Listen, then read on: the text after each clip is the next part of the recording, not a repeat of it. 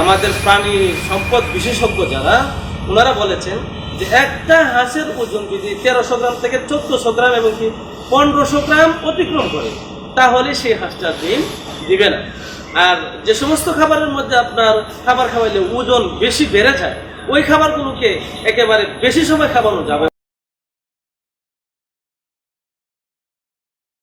আপনি কি ধরনের খাবার খাওয়াইলে আপনার হাঁস পর্যাপ্ত পরিমাণ ডিম দিবে এটা হলো, আমি আগে বলবো যেগুলো খাবার হাঁসকে একদমই খাওয়ানো যাবে, যে খাবারগুলো হাঁসের মধ্যে চোখ বৃদ্ধ বেচায় সেগুলো হলো আপনার যেমন কুড়া, খুদ, ভুট্টা, তেল জাতীয় যে জিনিসগুলো আছে সেগুলো খাওয়ানো যাবে না।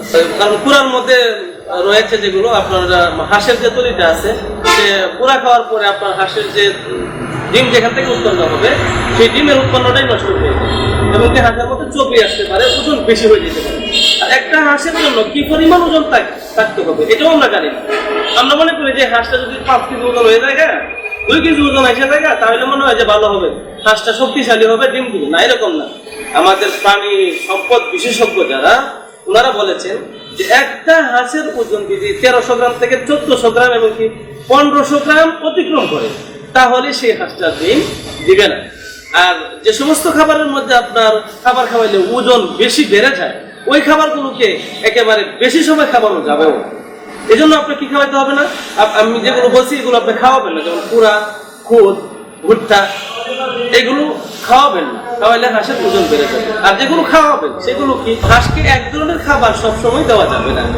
এই জন্য আমি যে খাবারগুলো বলবো সেই খাবারগুলো যদি আপনি ভালো করে প্রয়োগ করতে পারেন তাহলে দেখবেন আপনার হাঁসে অটোমেটিকলি ডিম আসবে। যেমন ধান, শামুক, গম, ফিট, এক প্রকার খাদ্য কখনো আপনি দিবেন না। আপনি শামুক পাইছেন তো শামুকই খাওয়ানো শুরু করছেন, একদম শামুক খাইতেছে এরকম। আপনি ধান পাইছেন তো ধানে শুধু খাওয়ানো শুরু করছেন, শুধু ধানে খাওয়াইতেছে। গম পাইছেন তো শুধু গমে খাওয়াইতেছে, পিঠ পাইছেন পিঠে খাওয়াইতেছে, না এরকম না।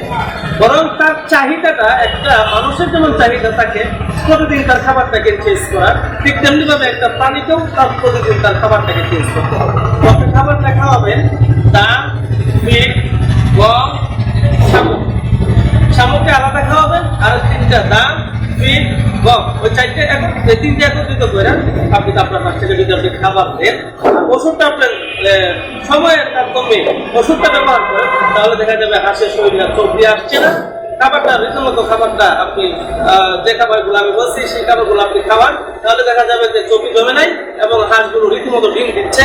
বলতে পারেন, প্রশ্ন থাকতে পারে যে ভাই শুধু ফিড এবং ধান, গম এগুলো খাওয়াই, শামুক খাওয়াই তো দাম তো অনেক বেশি, এছাড়া তো পুরা ভুট্টা এগুলো তো দাম কম। হ্যাঁ, দাম কম হতে পারে। আপনার হাঁসে যদি একটাও হাঁসের ডিম না দেয় আর আপনার খাবার যদি একদম সস্তা থাকে খাওয়াই আপনার লাভটা কি।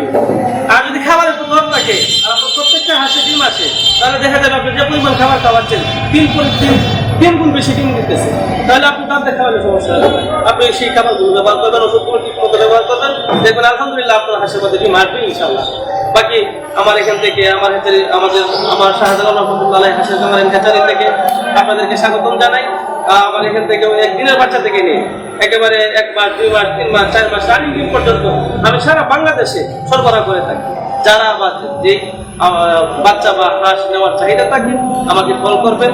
হাঁস নেন বা না নেন এরপরেও আপনারা আমার সাথে যোগাযোগ করতে পারেন। আর যদি আমার ভিডিওটা ভালো লাগে তাহলে আপনার বন্ধু বান্ধব যারা আছে তাদের সাথে আপনারা শেয়ার করলেন। আর আমার কাছে কল করলে আমি একদিনের বাচ্চা থেকে নিয়ে একেবারে রানিং পর্যন্ত হাঁস আমি আপনাদের কাছে বিশ্বস্ততার সাথে আমি পৌঁছা দিতে পারবো। অথবা আপনারা নিজের আয়সা যাই ক্যাশ হইলে আমার এখান থেকে আপনারা নিয়ে যেতে পারবেন। আমি সরবরাহ করে থাকি সারা বাংলাদেশ। আলহামদুলিল্লাহ আমি যেগুলো কথা বলেছি সেগুলোর উপরে সবাই আমরা যেন ওষুধগুলো সময় মতো ব্যবহার করতে পারি, খাবারগুলো সময় মতো ব্যবহার করতে পারি। বিদায়। আজকে আমি আপনাদের সাথে কথা বলেছি, এগুলো যেন আমরা সঠিকভাবে ব্যবহার করতে পারি। বাকি সময়টা যেন আমরা কাজগুলোকে খাবার এবং ঔষধ সঠিক সময়ে সঠিকভাবে আমরা ব্যবহার করতে পারি, এই বলে আমি আমার কথা শেষ করছি। আসসালামু আলাইকুম।